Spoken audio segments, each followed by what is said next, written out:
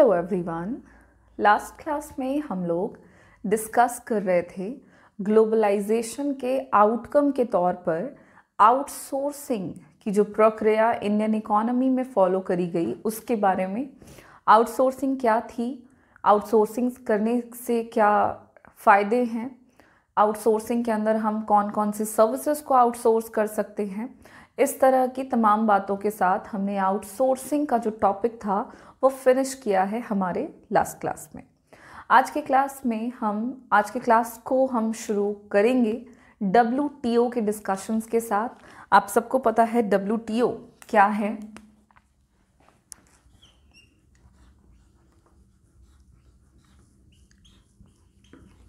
World trade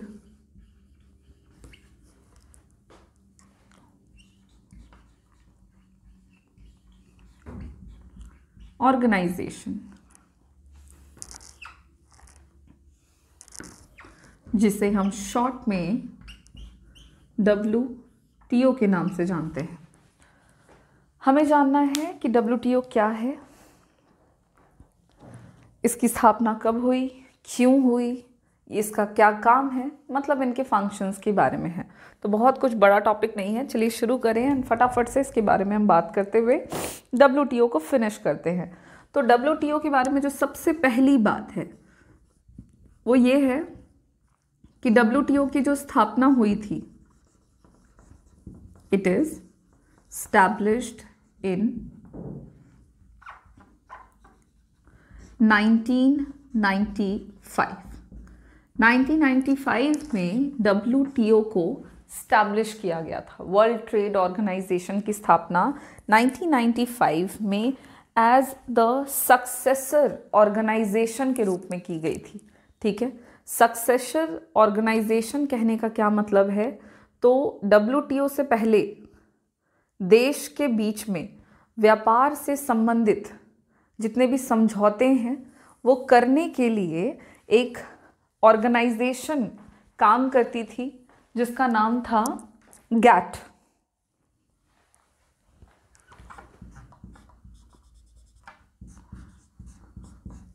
WTO को as a successor organisation के रूप में स्टैब्लिश किया गया था। और किसका सक्सेसर के तौर पर WTO की स्थापना हुई थी, तो WTO से पहले कौन था, तो GATT, GATT ये संस्था थी, ऑर्गेनाइजेशन थी जो कि देशों के बीच में व्यापार से संबंधित फैसले किया करती थी। GATT का फुल फॉर्म है जनरल अग्रीमेंट। GATT को फुल फॉर्म में हम कहते हैं general agreement on trade and tariff.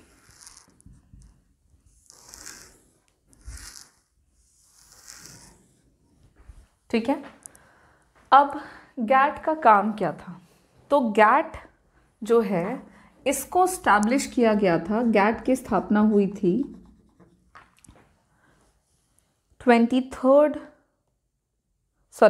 GATT की स्थापना 1948 में हुई थी। इट वॉज स्टैब्लिश्ड इन 1948। 1948 में GATT was established and GATT जो है इसके अंदर टोटल 23 देशों को 23 कंट्रीज़ को इसका मेंबर बनाया गया था, या आप कह सकते हैं कि 23 कंट्रीज़ के साथ एज अ मेंबरशिप में GATT की स्थापना हुई थी। 23 कंट्रीज़ इसके मेंबर थे, तो 23 कंट्रीज़ को मेंबरशिप मिला हुआ था और इनके साथ GATT की स्थापना हुई थी ताकि ये ग्लोबल ट्रेड ऑर्गेनाइजेशन को एडमिनिस्टर कर सके ऑल मल्टीलैटरल ट्रेड अग्रीमेंट्स, जो कि इसकी स्थापना अगर हम कहें एम क्या था, तो इसको शॉर्ट में अगर हम समझना चाहें तो GATT को स्टैब्लिश करने का एम था कि ये इन तमाम कंट्रीज को, ऑल देयर मेंबर कंट्रीज, जितने भी इसके मेंबर कंट्रीज थे उनको ये क्या कर सके, तो प्रोवाइड कर सके या करा सके। क्या प्रोवाइड कराने की बात हो रही थी, तो इक्वल अपॉर्चुनिटीज, समान अवसर। किस चीज से रिलेटेड इक्वल अपॉर्चुनिटीज, तो equal opportunities related to the trade, व्यापार से संबंधित समान अवसर उपलब्ध कराने के उद्देश्य के साथ इंटरनेशनल मार्केट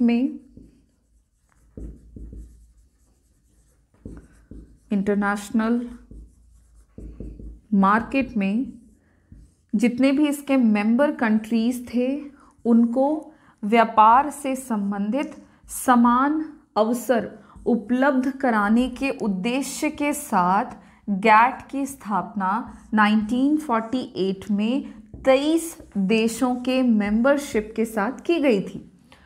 फिर क्या हुआ कि 1995 में इसी गैट को स्टैब्लिश कर दिया गया, या इसी गैट को के सक्सेसर ऑर्गेनाइजेशन के रूप में एक नई संस्था की स्थापना कर दी गई, और इसकी स्थापना 1995 में की गई, जिसका नाम WTO रखा गया, वर्ल्ड ट्रेड ऑर्गेनाइजेशन। ओके, तो वर्ल्ड ट्रेड ऑर्गेनाइजेशन के बारे में बस आपको इतनी बातें जाननी है कि WTO जो है वो as a successor organisation of GATT, that stands for general agreement on tariff and trade. ठीक है, general agreement on tariff and trade के रूप में की गई थी, और WTO स्टैब्लिश हुआ है 1995 में, जिसका पर्पस था, जो गैट का काम था वही WTO का भी वही काम रखा गया। गैट का काम था कि वो अपने मेंबर कंट्रीज को इक्वल अपॉर्चुनिटीज प्रोवाइड करे एंड इंटरनेशनल मार्केट में ट्रेड से रिलेटेड जितने भी टर्म्स हैं, अग्रीमेंट्स हैं, वो प्रोवाइड करा सके। तो सेम काम WTO का भी रखा गया, और WTO भी इसी पर्पस के साथ इंडियन इकोनॉमी में नहीं बल्कि इंडिया को एज अ मेंबर कंट्री शामिल किया गया WTO में, और फिर WTO जो है वो अपने काम को आगे करता चला गया 1995 के बाद से। तो WTO के बारे में इतनी बात आप याद रख लोगे। स्टैब्लिश कब हुआ, क्यों किया गया, तो ये गैट का एज अ सक्सेसर ऑर्गेनाइजेशन किया गया। गैट का फुल फॉर्म क्या है, तो general agreement on tariff and trade, जिसकी स्थापना कब हुई थी, 1948 में। कितने कंट्रीज इसमें थे, तो 23 कंट्रीज की मेंबरशिप गैट के पास थी, और इसका एम ये रखा गया था कि ये अपने तमाम मेंबर कंट्रीज को उपलब्ध कराए समान मात्रा में व्यापार करने से संबंधित अवसर को, और हर एक कंट्री को ट्रेड कराते हुए डेवलप करने में हेल्प कर सकें। फिर हम बात करेंगे कि WTO के फंक्शंस क्या क्या है। यहाँ पे हमने WTO के बस स्टैब्लिशमेंट और उसके एग्जैक्ट जो पर्पस है उसके बारे में बात किया। अब बात करते हैं कि WTO कैसे काम करता है, फंक्शंस ऑफ WTO।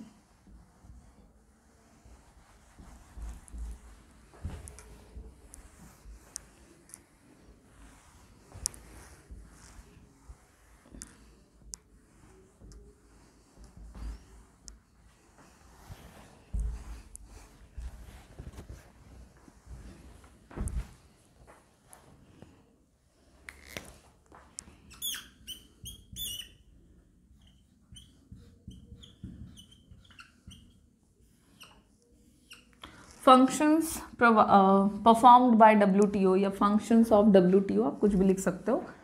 तो फंक्शंस में सबसे पहला जो पॉइंट है वो है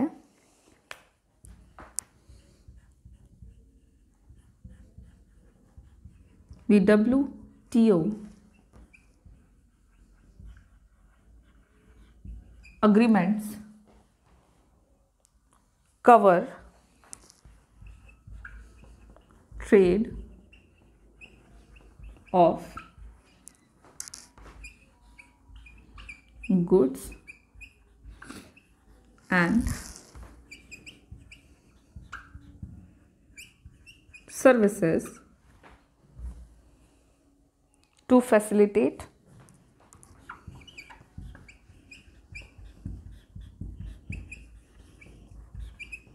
bilateral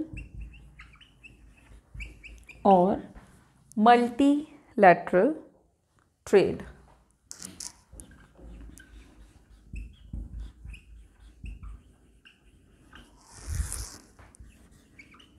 Multilateral trade by removing tariff,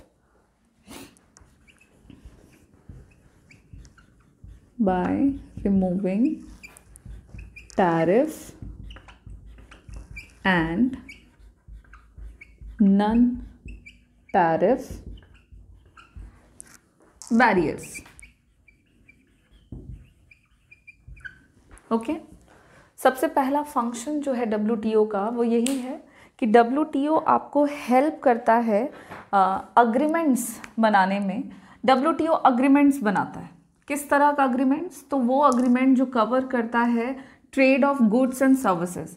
WTO जो भी अग्रीमेंट्स बनाते हैं अपने मेंबर कंट्रीज़ के लिए, उन अग्रीमेंट्स में शामिल किया जाता है वस्तु और सेवाओं के व्यापार से संबंधित सुविधाएं जो कि बायलैटरल होती हैं। बायलैटरल का मतलब हो गया सिर्फ दो के बीच में, ठीक है, दो ही देश होंगे, कंट्री ए कंट्री बी, इन दोनों के बीच में व्यापार होगा। ए बी को अपना सामान बेचेगा और बी जो है वो ए को अपना सामान बेचेगा, इस तरह का। या फिर मल्टीलैटरल, ये मल्टीलैटरल भी हो सकता है, which means more than two, दो या दो से अधिक, मोर देन टू कंट्रीज में जब व्यापार होता है तो उसको बायलैटरल बोलते हैं। जैसे कि A B C and D 4 countries हैं और ये चारों कंट्रीज जो हैं ये व्यापार कर रहे हैं एक दूसरे के साथ। ए अपना सामान बी को बेच रहा है, बी अपना सामान सी को बेच रहा है, सी अपना सामान डी को बेच रहा है, डी अपना सामान ए को बेच रहा है। तो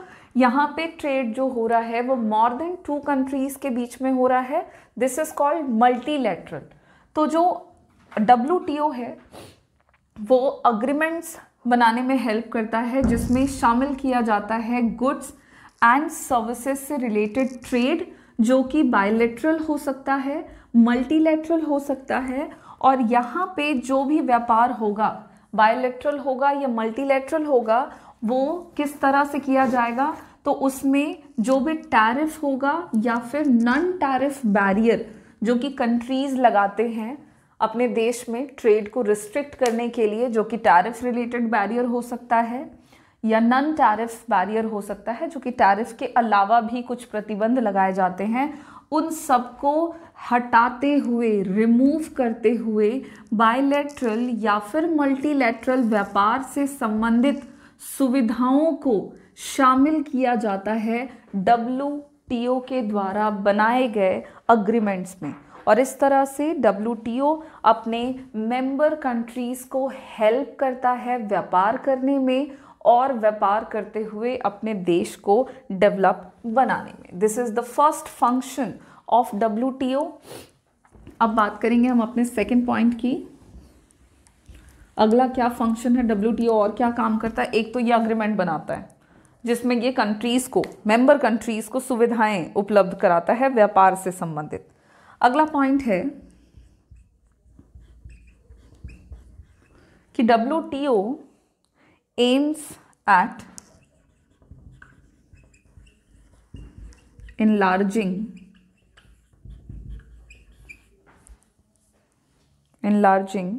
production and trade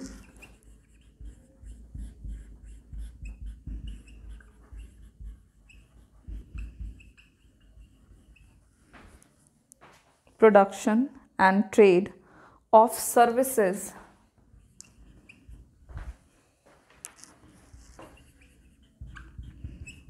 services to ensure optimum utilization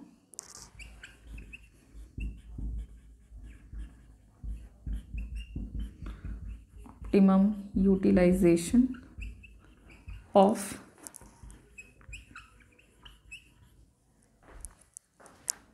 world resources. ठीक है।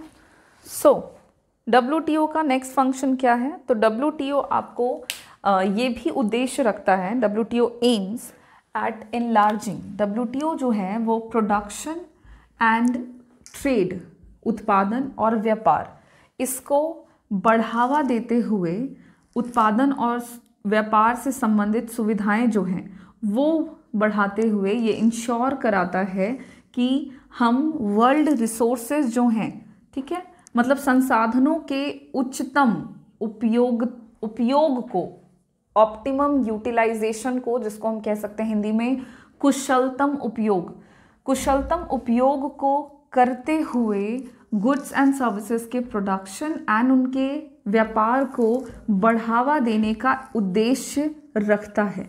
तो WTO का काम है कि वो हर एक अपने मेंबर कंट्रीज़ में जो भी संसाधन मौजूद हैं उन संसाधनों का कुशलतम प्रयोग करते हुए जो आपके गुड्स एंड सर्विसेज का प्रोडक्शन है एज वेल एज प्रोडक्शन से रिलेटेड जो भी व्यापार है उसको बढ़ावा दे सके। तो WTO आपको मेंबर कंट्रीज़ को पहले तो अग्रीमेंट्स तैयार करने में हेल्प करता है, जिसमें वो अपने मेंबर कंट्रीज़ के बैरियर को, जो कि बायलैटरल और मल्टीलैटरल हो सकते हैं, उन बैरियर्स को रिमूव करते हुए व्यापार को बढ़ावा देता है। साथ ही साथ WTO एम करता है गुड्स एंड सर्विसेज के प्रोडक्शन को इनलार्ज कराना, साथ ही साथ उसके व्यापार से संबंधित सुविधाओं को बढ़ाना, और ये सब वो इंश्योर करता है ऑप्टिमम यूटिलाइजेशन ऑफ रिसोर्सेज के साथ। तो ये भी एक इम्पॉर्टेंट फंक्शन है WTO का। नेक्स्ट फंक्शन है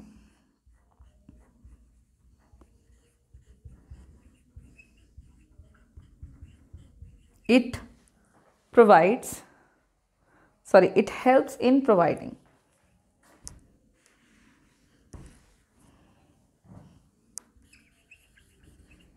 helps in providing greater market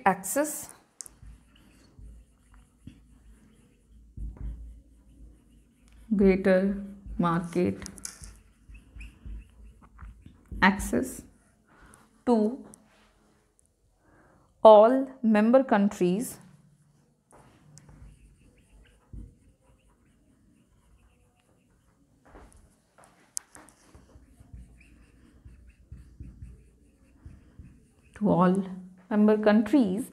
as it provides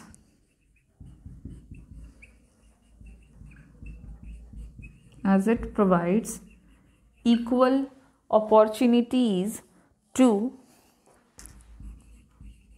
all countries in international market। देखिए WTO जो है वो हेल्प करता है जितने भी उसके मेंबर कंट्रीज़ हैं उनको इजीली एक्सेस हो सके इंटरनेशनल मार्केट में उसमें। और ये कैसे कर पाता है? तो ये हेल्प करता है ग्रेटर मार्केट एक्सेस को अचीव करने में to all its member countries, और इसके तहत वो अपने हर एक मेंबर कंट्रीज़ को इक्वल अपॉर्चुनिटीज़ प्रोवाइड करने में भी हेल्प करता है कि वो इंटरनेशनल मार्केट में इक्वल अपॉर्चुनिटीज़, ठीक है, तो इक्वल समान अवसर उपलब्ध कराते हुए अपने हर एक सदस्य देश को, WTO जो है अपने हर एक सदस्य देशों को व्यापार से संबंधित समान अवसर उपलब्ध कराता है, और वो वर्ल्ड मार्केट की तरफ उनके एक्सेस को भी इंक्रीज कराने में हेल्प करता है। तो WTO जो है ये अपने मेंबर कंट्रीज को वर्ल्ड मार्केट की तरफ, इंटरनेशनल मार्केट की तरफ एक्सेस को बढ़ाते हुए जितने भी बैरियर्स बीच में आते हैं उनको रिमूव करने में हेल्प करता है। तमाम कंट्रीज़ को इक्वल अपॉर्चुनिटीज़ प्रोवाइड कराता है, जिससे कि हर कंट्री जो है, इनके मेंबर कंट्रीज़ जो हैं, वो कंप्लीटली डेवलप हो सकें और कंट्रीज़ को किसी भी तरह की कोई दिक्कत जो है वो फेस न करनी पड़े। इंडिया जो है वो एक इम्पॉर्टेंट मेंबर है WTO का, और उसके अकॉर्डिंग, उसके रिजल्टिंग जो WTO है वो इंडियन इकोनॉमी में भी कई तरह के ग्लोबल रूल्स बनाता है, जिसमें इंडियन इकोनॉमी को कई तरह से अपने देश को डेवलप करने में हेल्प मिलती है। और इंडिया जो है वो अपने क्वांटिटेटिव रिस्ट्रिक्शंस को इंपोर्ट एंड एक्सपोर्ट के ऊपर, इंडिया में जितने भी क्वांटिटेटिव रिस्ट्रिक्शंस थे उसको इंडियन इकोनॉमी में रिमूव कर दिया गया है by the direction of WTO, जिससे कि इंडिया जो है, India has removed all it's quantitative restrictions जो कि इंडियन इकोनॉमी में लगाए हुए थे ट्रेड के ऊपर, वर्ल्ड ट्रेड के ऊपर, उसे काफ़ी हद तक रिमूव कर दिया गया है, क्योंकि इंडिया जो है वो एक इम्पॉर्टेंट मेंबर है WTO का, और चूँकि WTO का काम है अपने हर एक मेंबर कंट्री को इक्वल अपॉर्चुनिटी प्रोवाइड कराना, तो इंडिया के साथ अदर कंट्रीज़ जो ट्रेड करना चाहते हैं तो उनके लिए इंडियन इकोनॉमी के अंदर जितने भी रूल्स एंड रेगुलेशंस थे उसे काफ़ी हद तक नॉर्मलाइज किया गया है, रिड्यूस्ड कराया गया है बाय द WTO, ताकि हमारे यहाँ पे जो भी रिस्ट्रिक्शंस थे वो घट सके। किस तरह के क्वांटिटेटिव रिस्ट्रिक्शंस? तो specially related to the tariff related जितने भी रिस्ट्रिक्शंस थे उसे घटाया गया है, ताकि इंडियन इकोनॉमी में इंपोर्ट जो है वो बढ़ सके और इंडिया अपने एक्सपोर्ट को साथ ही साथ बढ़ा सके। तो इंडिया की इकोनॉमी में इंपोर्ट को बढ़ावा देने के लिए as per the rule of WTO उन्होंने कई तरह के ट्रेड रिलेटेड रूल्स रेगुलेशंस को बनाया है, फॉलो किया है, और इसके अनुसार WTO जो है not only in the Indian economy but all in the it's member countries अपने वहाँ पे ये रूल्स रेगुलेशंस को बनाते हैं, और बाकी अदर कंट्रीज़ के लिए वो इकोनॉमीज़ को फ्री कर देते हैं, और इस तरह से वो अपने हर एक मेंबर कंट्रीज़ को हेल्प करते हैं कि वो अपने साथ के देश में व्यापार करते हुए अपने अपने इकोनॉमी को एक्सपैंड कर सके और व्यापार के मामले में डेवलप बना सके। इसी के साथ कुछ इतने पॉइंट्स में हम WTO के फंक्शंस को फिनिश कर देते हैं, और यहाँ पे फंक्शंस ऑफ WTO के फिनिश होते ही हमारा जो WTO का टॉपिक है ये भी ख़त्म होता है। WTO के बारे में कुछ इंपॉर्टेंट बातें हैं जो आपको जाननी है, याद रखनी है। जैसे कि आप याद रखोगे कि WTO स्टैब्लिश कब हुआ है, आप ये याद रखोगे कि WTO को किसकी जगह पर लाया गया है या किसके सक्सेसर ऑर्गेनाइजेशन के रूप में लाया गया है, यानी WTO से पहले कौन था जो WTO की तरह काम कर रहा था, उसका नाम है GATT, जिसकी स्थापना कब हुई थी, क्यों हुई थी, एंड WTO के फंक्शंस। तो आपको इसके फंक्शंस में याद रखना है कि ये अपने मेंबर कंट्रीज़ को हेल्प करता है व्यापार करने में, और ये हेल्प हर तरह का हो सकता है, चाहे वो एडवाइस रिलेटेड हेल्प हो, चाहे वो terms and conditions related help हो, और वो चाहे टैरिफ या नॉन टैरिफ बैरियर्स को रिड्यूस या रिमूव करने रिलेटेड हेल्प हो। तो इस तरह से WTO जो है वो काम करता है और अपने मेंबर कंट्रीज़ को हेल्प करता है व्यापार को बढ़ावा देने में। चलिए, इसके साथ हमारा आज का क्लास फिनिश होता है, और नेक्स्ट क्लास में एक लास्ट टॉपिक रह जाएगा हमारा, जो कि होगा positive and negative impact of economic reforms in Indian economy.